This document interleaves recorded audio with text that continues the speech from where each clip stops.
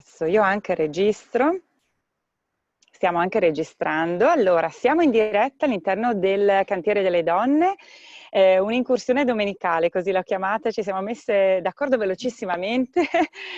Sono con Silvia Oliva, ricercatrice della Fondazione Nord-Est, nonché parte del nostro Cantiere delle Donne. Silvia, intanto grazie di dedicarci questi minuti domenicali, che sono Prego. preziosi per tutto, per tutti e per tutto. Volevamo commentare con te l'ultima ricerca della Fondazione Nord-Est proprio sull'emergenza lavoro relativamente ovviamente al famigerato Covid. Ci vuoi spiegare appunto quali sono i dati emersi da questa ricerca che è uscita quando?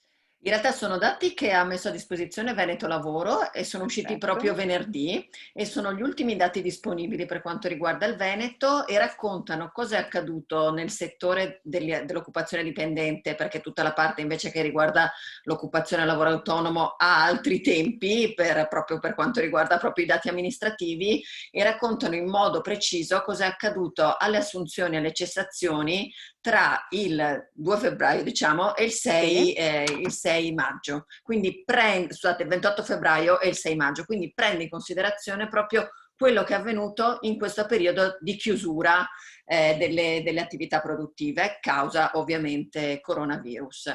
Quello che emerge in modo abbastanza preoccupante, abbastanza chiaro, è che in prospettiva, diciamo quindi rispetto a quello che è avvenuto nel 2019, abbiamo perso 55.000 posizioni di lavoro, 57.000 per la precisione. Da cosa è dipesa questa cosa? Non tanto dalle cessazioni, quindi da licenziamenti che come sappiamo in parte sono bloccati, ma soprattutto dalle mancate assunzioni. Queste mancate assunzioni hanno fatto in modo che il saldo occupazionale subisse in questo periodo che abbiamo indicato una diminuzione di se non sbaglio, sono oltre 22.000 posti di lavoro solo in questo periodo. Se Io nel noi frattempo sto consideriamo... facendo vedere il sito di Veneto Lavoro dove ci sono appunto i numeri che ci stai Esatto, citando tu. esatto. Quello che era avvenuto invece nello stesso periodo dell'anno scorso, avevamo registrato un più 35.000 di saldo, quindi capite bene che il crollo che c'è stato in questa fase è sicuramente particolarmente importante. Come potete immaginare, ci sono alcuni ambiti che hanno subito di più questo crollo e sono in particolar modo l'ambito dei servizi turistici, come potete immaginare, e invece per quanto riguarda in generale il settore manifatturiero è difficile registrare uno scostamento. Quasi tutti i settori, proprio perché c'è stata una chiusura generalizzata, hanno subito un importante calo. Quelli un po' meno in difficoltà, ma pur sempre in negativo, sono stati invece quelli più legati, come potete immaginare, al biomedicale, all'alimentare, che comunque hanno comunque subito un leggero arretramento da questo punto di vista. Altro settore in difficoltà, per quanto riguarda le assunzioni siamo a meno il 50% rispetto all'anno scorso, è il settore delle costruzioni. Anche qui blocco dei cantieri, come sappiamo, e quindi difficoltà di assumere. Altro elemento sicuramente critico è il fatto che se noi andiamo a vedere, e questo soprattutto in prospettiva, se andiamo a vedere il dato del tempo determinato e il dato delle assunzioni stagionali, qui è stato il crollo principale. E soprattutto in due province come quelle che sono la provincia di Venezia e la provincia di Verona, qui abbiamo subito veramente una riduzione particolarmente rilevante, perché delle altre province l'unica che ha avuto un saldo negativo oltre le 5.000 unità è stata Padova. Quindi abbiamo questi due picchi di Venezia e Verona, dove proprio abbiamo la riduzione forte legata ai servizi turistici e all'agricoltura in generale, e da questo punto di vista, se noi guardiamo in prospettiva in termini di crescita delle assunzioni stagionali, abbiamo, diciamo in qualche modo, ci aspettiamo che anche nei prossimi mesi ci sarà un ulteriore saldo negativo, perché è difficile immaginare in questa fase una ripresa così come eravamo stati abituati gli altri anni dell'attività dal punto di vista turistico e anche dal punto di vista delle assunzioni quindi stagionali. Altro dato Beh, importante. vai pure, dopo ti Altro dato interrompo. importante è quello dei contratti a tempo determinato, perché ci sono tantissimi contratti in scadenza da qui a fine giugno e sappiamo che l'altro anno era stato proprio quello del contratti a tempo determinato l'ambito in cui avevamo avuto la crescita più importante delle assunzioni. Se noi immaginiamo tutti quelli che sono in scadenza da qui fino al 30 giugno, abbiamo il rischio che tutti questi contratti che avrebbero potuto trasformarsi in tempo indeterminato oppure essere rinnovati ulteriormente con una mancanza di ripresa delle attività rischino nuovamente di generare ulteriore saldo negativo. E ti volevo chiedere due cose. La prima appunto è se è come se si fosse fermata una macchina che probabilmente stava carburando, dopo sappiamo le crisi che abbiamo passato, quindi è come se si fosse congelata. Questa è la prima domanda. La seconda, tu hai parlato appunto di tempi determinati che probabilmente non verranno rinnovati, perché ricordiamolo, c'è comunque il decreto Italia che blocca comunque i licenziamenti fino a giugno, se non sbaglio. Non so se poi si andrà verso una proroga anche di questo o meno, questo forse non lo possiamo neanche ipotizzare, non lo sappiamo. Ecco, il fatto è proprio questo, hai perfettamente ragione. Se noi guardiamo qual era stato l'andamento all'inizio dell'anno, avevamo comunque un mercato del lavoro che segnava risultati positivi anche rispetto allo scorso anno. Quindi sicuramente una macchina che, pur con tutte le difficoltà che comunque non possiamo negare, che comunque si stavano avvicinando al rallentamento dell'esportazione, eccetera, ma comunque sul fronte del lavoro si registrava un recupero positivo delle posizioni. Questo, come dici tu, il Covid ha veramente bloccato una macchina. Abbiamo chiuso le aziende, abbiamo chiuso anche, diciamo, le possibilità di investimento, di sviluppare nuove attività, e questo ha fermato le macchine. Se in questa fase fino adesso c'è stato un problema, diciamo così, come diciamo noi economisti, di offerta, quindi in questo caso erano le aziende che erano chiuse, la preoccupazione per i prossimi mesi è proprio dal lato della domanda. A questo punto quello di cui noi ci interroghiamo è la domanda, anche post, diciamo, la ripresa, tornerà a crescere? Che tempi ci vorranno perché la domanda sia tale per permettere alle imprese di tornare ad investire anche in risorse umane, in capitale umano? Quindi diciamo che in questa seconda parte dell'anno la parte si gioca di più sulla capacità della domanda di riattivarsi, di avere fiducia, di ritornare ai ristoranti, di ritornare alle vacanze, anche tenuto conto delle criticità che le famiglie possono avere dopo questi lunghi mesi in cui tante persone sono state in cassa integrazione, ma anche banalmente tante persone non avranno le ferie come avevano nel passato, quindi, oppure, insomma, tutte le serie di questioni che renderanno difficile una ripresa dal lato dell'offerta, e questo è un dato importante. Sulle prospettive, diciamo, quindi tema di assunzioni, nuove assunzioni, qui è l'ulteriore dubbio che emerge: se le imprese non possono licenziare, c'è una difficoltà di turnover all'interno delle aziende, quindi è difficile immaginare nuove assunzioni. Questo non impatterà in termini di saldi occupazionali alla fine, perché non assumo e non licenzio e quindi non cambia. Però il problema vero è che noi abbiamo difficoltà di immaginare un settore, un mercato del lavoro veneto in grado di ripartire in questa fase.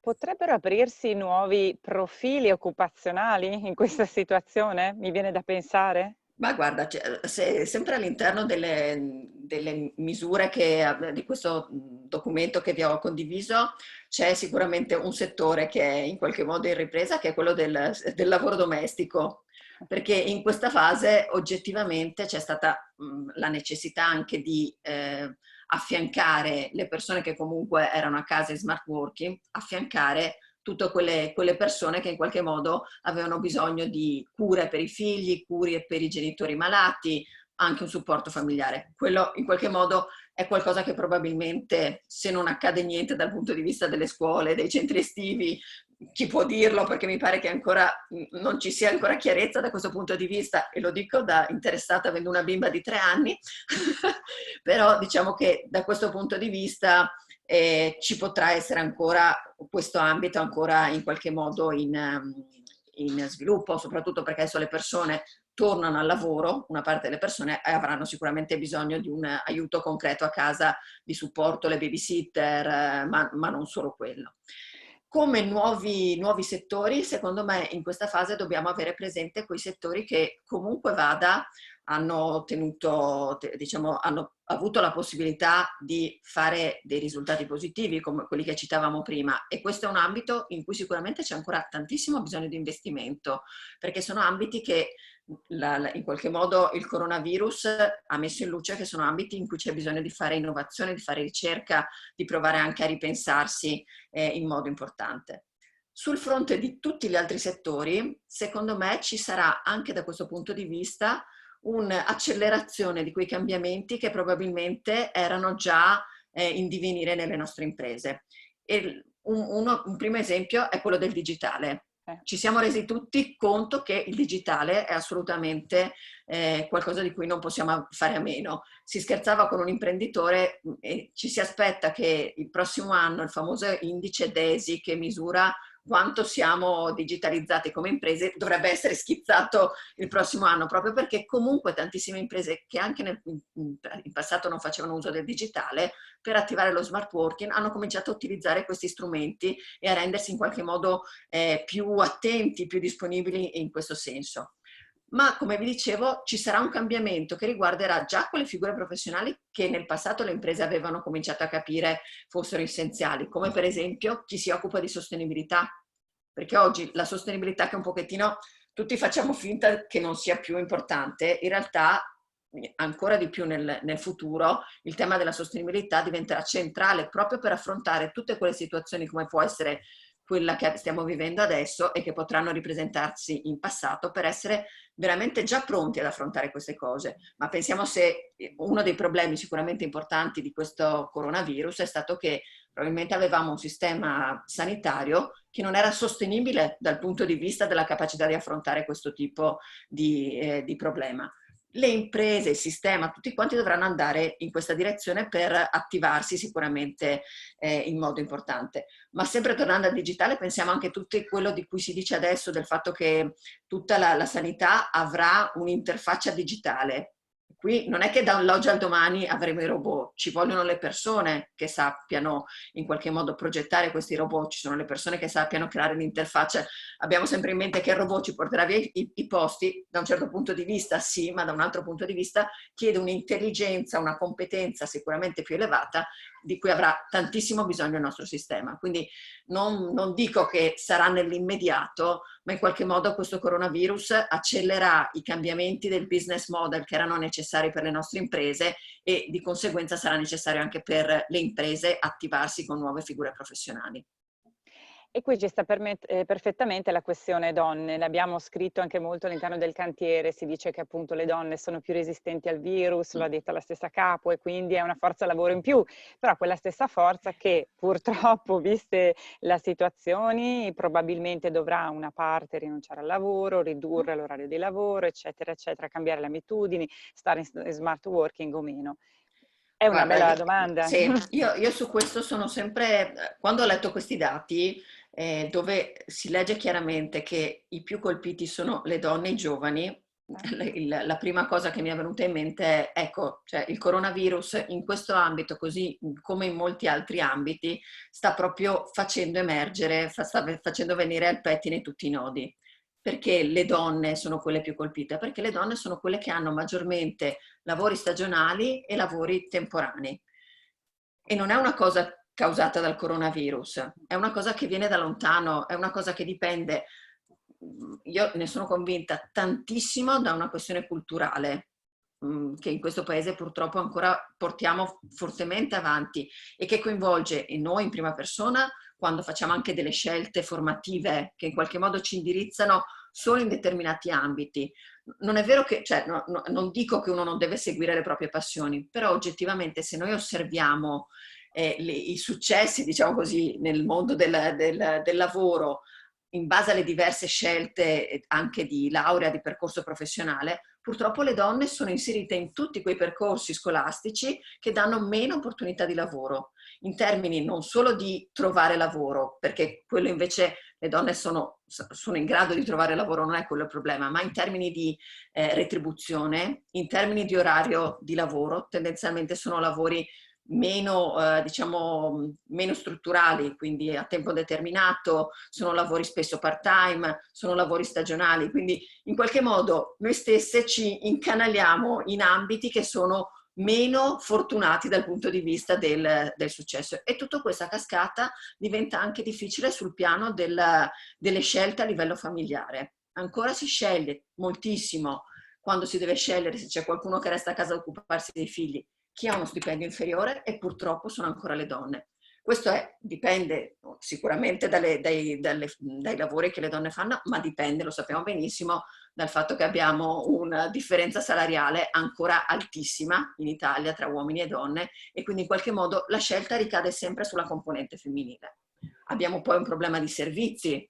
È un problema di servizi che molto spesso sono costosi. Avevamo fatto qualche anno fa un lavoro con la Regione Veneto e c'era sicuramente questo problema legato ai servizi che sono molto costosi, molto spesso non hanno orari che siano compatibili col lavoro e mi spiace dirlo, molto spesso anche le donne del Veneto fanno fatica a scegliere di mandare i propri figli a scuola piuttosto che tenerli a casa o tenerli con la nonna. Abbiamo ancora un pochettino questi, diciamo così, questi barriere che ci imponiamo noi stessi. Vi faccio un esempio che mi sembra molto eclatante. Sempre mi capita spesso di fare degli incontri di orientamento con i genitori di terza media o con quelli più grandi delle superiori. No, sapete quante volte le mamme dal pubblico mi chiedono qual è il percorso migliore per le loro figlie, perché così si possono occupare anche della famiglia e dei figli. E io ogni volta dico, ma lo dite a me che sono qui di sabato mattina, ho fatto economia e commercio quando non si faceva economia e commercio, le donne non ce n'erano. Non si tratta di quello, si tratta di saper bilanciare, di saper trovare il modo giusto, di non mettersi da subito nell'ottica che siamo noi che dobbiamo rinunciare. Dici poco in Eh? realtà, eppure tra le altre cose mi veniva da pensare, tu hai detto i servizi sono ancora troppo scarsi o comunque forse anche costosi, mi viene da pensare che adesso con le restrizioni del caso saranno ancora più costosi, quindi un meccanismo che forse inceppa ancora di più quella che è la macchina. Non lo so, queste ovviamente sono ipotesi perché non lo sappiamo, abbiamo detto anche gli asili, adesso si parla del 1° giugno perché forse le regioni potranno decidere che cosa fare con i centri estivi. Ecco. Nello stesso tempo tu hai parlato di nuove professionalità legate a quella che è la cura della famiglia, però probabilmente sono basse professionalità, non lo so. Ma guarda, io penso che in tutti gli ambiti, compreso quello del turismo, compreso quello dei servizi alla cura, sia proprio arrivato il momento invece di provare a immaginare percorsi diversi in cui la professionalità di queste persone vengono invece valorizzate, perché penso che mai come in questo momento si sia reso evidente quanto i servizi di cura, i servizi per i bambini, i servizi della scuola, quindi gli insegnanti, siano invece centrali nella gestione veramente di tutto il sistema. Sono venuti meno questo e stiamo veramente in grossa difficoltà. Tutto il sistema fa fatica a reggere. La ripartenza anche adesso sarà molto difficile perché veramente qualcuno con questi ragazzi deve stare. Quindi ci vorrebbe veramente una Forse non forte sono attenzione. valorizzati anche No, economicamente. esattamente, ci vorrebbe invece una forte attenzione per fare in modo che queste competenze non siano più competenze di basso livello. E qui ci vuole tantissima attenzione. Immaginiamo agli insegnanti una fortissima valorizzazione dal punto di vista delle loro competenze digitali, ma non solo, pensati delle competenze anche da questo pedagogico, perché in questo momento penso che anche loro si siano trovati davanti a questo schermo a dover comunque mantenere quella relazione diversa.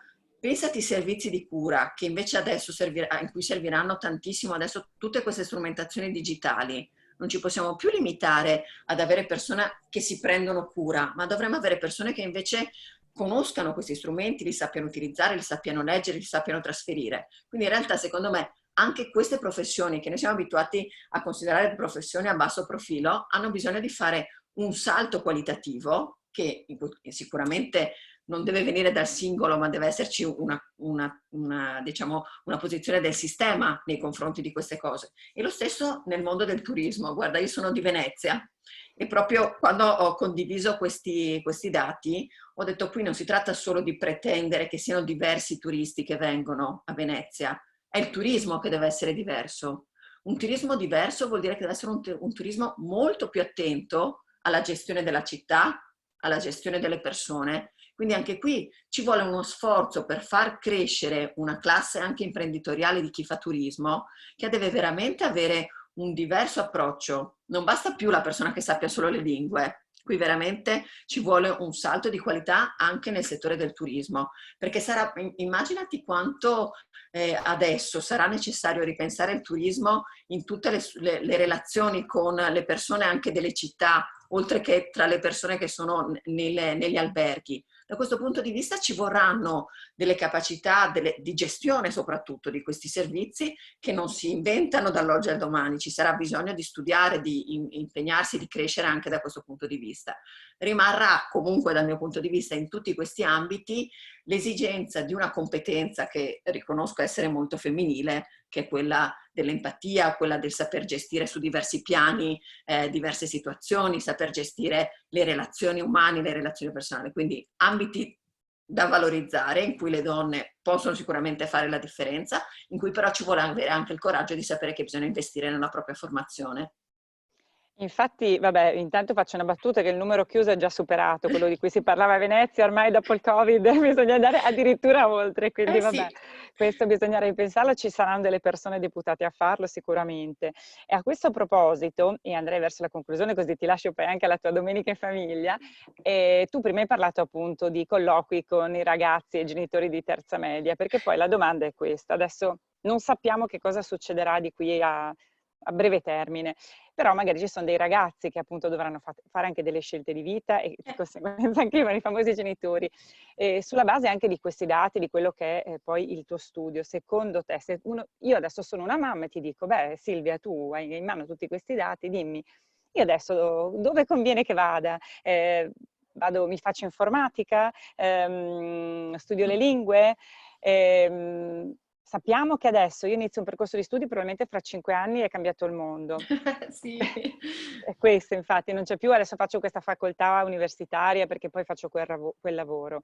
Però allora a che cosa ci possiamo appigliare, sia noi come genitori che anche come ragazzi o ragazze? Allora, guarda, io quando faccio questi incontri di orientamento, quello che suggerisco sempre è avere molta consapevolezza di, diciamo, anche di che cosa si è disposti a fare in termini anche di tempo per lo studio, per la propria formazione, per la propria crescita e soprattutto comunque mettere attenzione alle proprie talenti, alle proprie passioni.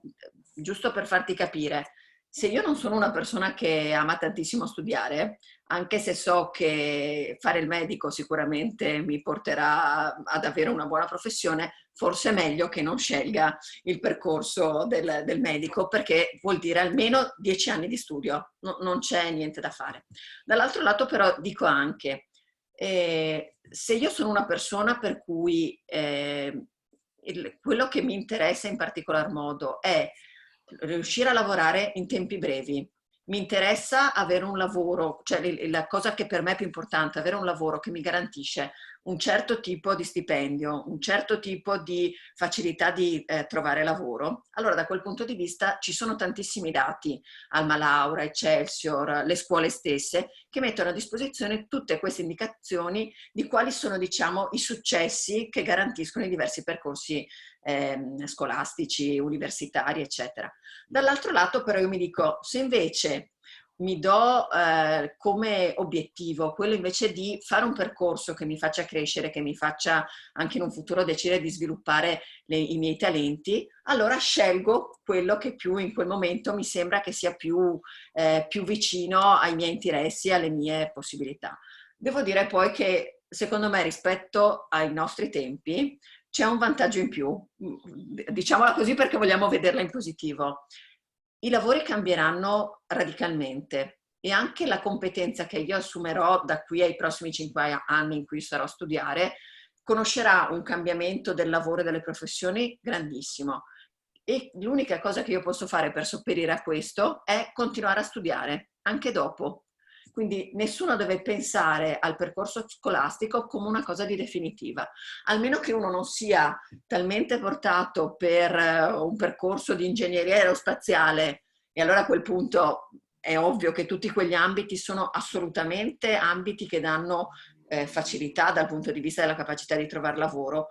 Quelli li scelgo subito, ma se non ho le idee chiarissime, devo un po' informarmi su quali sono le mie, in base alle mie aspettative, quali sono i percorsi che mi consentono di raggiungere il mio obiettivo, che sia quello di trovare lavoro rapidamente sotto casa, perché anche questo c'è.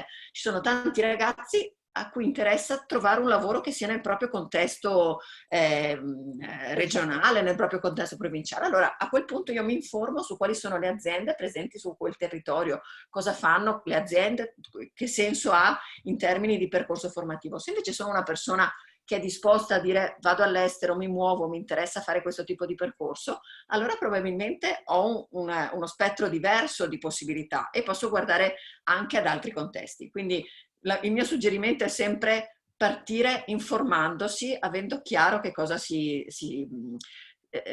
cosa si ha come obiettivo. Poi quando si è in terza media è anche difficile dire scelgo domani qual è il mio futuro.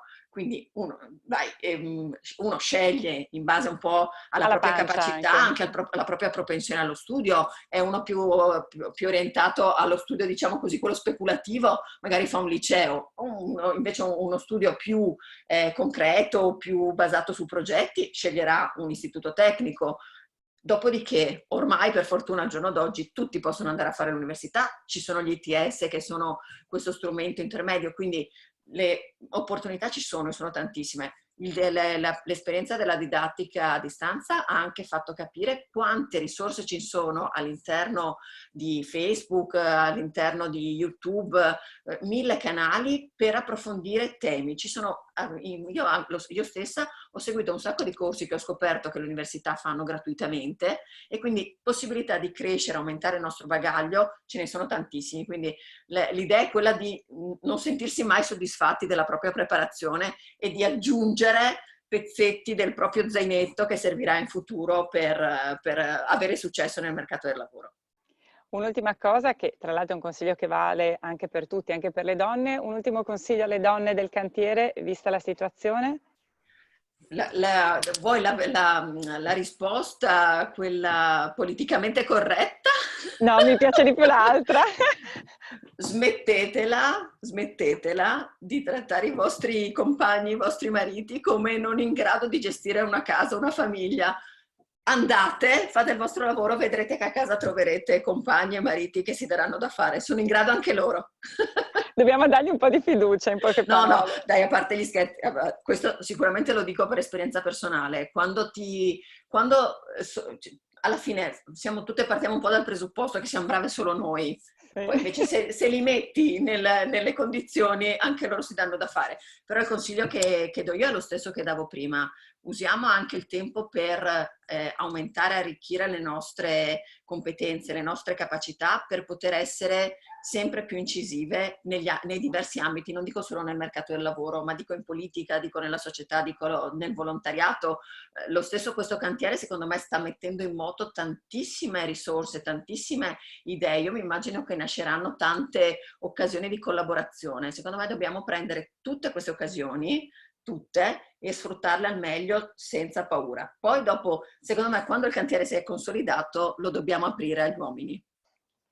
Direi che questa è una prospettiva un po' più futura. Sì, un po' il futuro. Intanto lavoriamo noi. No, perché sennò ci dicono sempre sì, ma è una cosa vostra.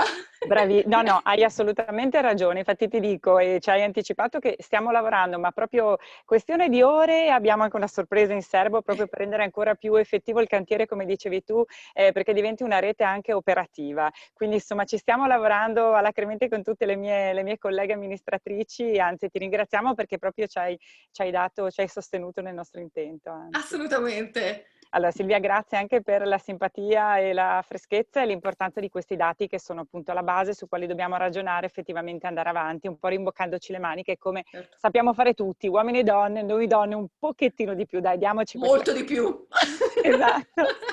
Allora intanto buona domenica ancora, grazie. Grazie. Ci risentiremo prestissimo. Benissimo, grazie, a presto. Grazie, Ciao.